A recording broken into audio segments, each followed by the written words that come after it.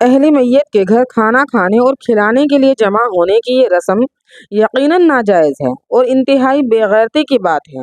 اس گناہ میں کھانے والے اور کھلانے والے سب شریک ہیں، بلکہ قریب کے رشتے دار بھی اگر اس رسم کو لازم سمجھتے، اس میں شریک نہ ہونے کو برا مانتے ہوں، یا یہ کھانا اہل میت کی طرف سے ہو، تو ان کے لیے بھی یہ فعل ناجائز ہوگا۔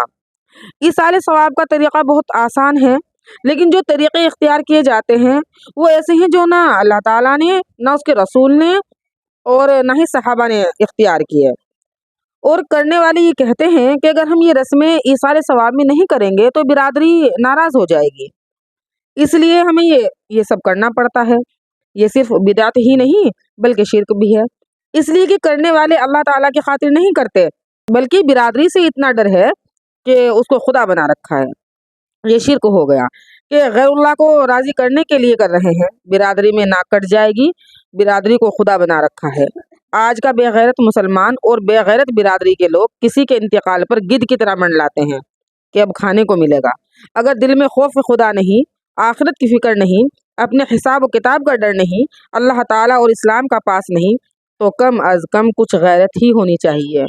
یا جس کا عزیز مر گیا ہے اس پر کچھ خدا کے لیے رحم ہی ہو کہ ایک تو وہ صدمے میں مبتلا ہے، دوسری یہ کہ علاج پر مرنے والوں کا کافی خرچ ہو گیا ہے، مگر بے غیرت برادری اسی فکر میں ہے کہ رہا سہا جو کچھ گھر میں بچ گیا لاؤ کھا لیں۔ اگر واقعتاً ایصال ثواب کرنا چاہتے ہیں، واقعتاً مرنے والے کے ساتھ آپ کو حمیت ہے اور واقعتاً آپ کے دل میں رحم کا جذبہ ہے، تو پھر محسن اعظم رسول اکرم صلی اللہ علیہ وسلم کا بیان فرمودہ طریقہ آپ کے لیے کیوں کافی نہیں ہے۔ سنیے ایصال ثواب کی حقیقت کیا ہے۔ ہر وہ نیک کام جو انسان اپنے لیے کرتا ہے وہ دوسروں کو ثواب پہنچانے کی نیت سے کرے تو اس کا ثواب دوسروں کو پہنچے گا۔ مردہ اور زندہ دونوں کو ایصال ثواب کر سکتے ہیں۔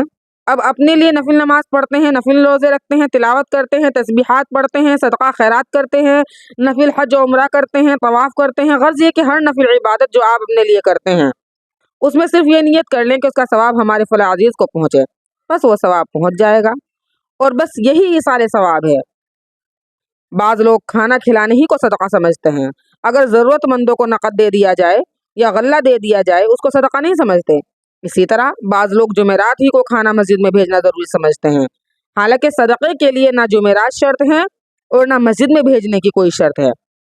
اور بعض ایصال ثواب کے لیے کھانا کھلاتے ہیں کہ جب تک کھانے پر فاتحہ نہ دلائی جائے ایصال ثواب ہی نہیں ہوتا، یہ بھی غلط ہے۔ آپ نے اخلاص کے ساتھ جو کچھ راہ خدا میں دے دیا قبول ہو جاتا ہے۔ اگر آپ اس کا ثواب کسی عزیز یا بزرگ کو پہنچانا چاہتے ہیں تو ایصال ثواب کی نیت سے ثواب پہنچ جاتا ہے۔